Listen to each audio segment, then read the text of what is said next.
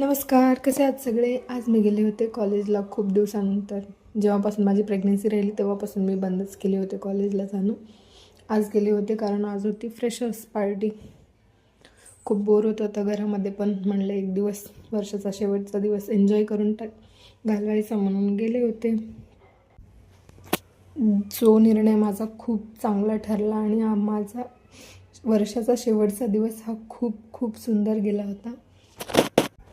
या अशा काही ॲक्टिव्हिटीज वगैरे करण्यात आल्या होत्या आणि हे दोघं बनले होते फ्रेशर आणि मिस्टर फ्रेशर, जे त्यांच्याकडून काही ॲक्टिव्हिटीज करून घेऊन त्यांचा परफॉर्मन्स बघून ठरवलं होतं. आणि मग नंतर शेवटी हा गोंधळ, जे की सगळीकडेच असतो. सगळ्यांनी खूप खूप एन्जॉय केलं. मी काय डान्स केला नाही, पण बघूनच खूप खुश झाले होते.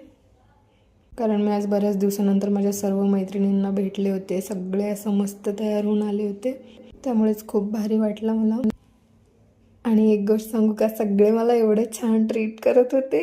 प्रेग्नेंट असल्यामुळे ताई इथं बसा, ताई तिथं बसा, ताई इथं बस. खरंच खूप छान वाटलं. सगळ्यांनी माझी तर खूप काळजी घेतली.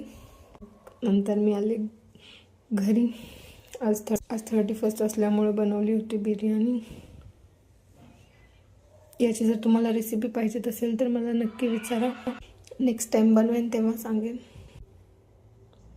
आणि खूप टेस्टी बनली होती तशी, आणि नेहमीपेक्षा तर जास्तच टेस्टी बनली होती.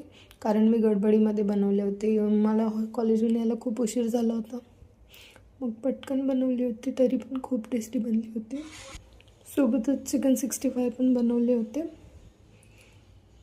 असा होता आमचा आजचा दिवस. बाय, भेटूया नवीन व्लॉगमध्ये.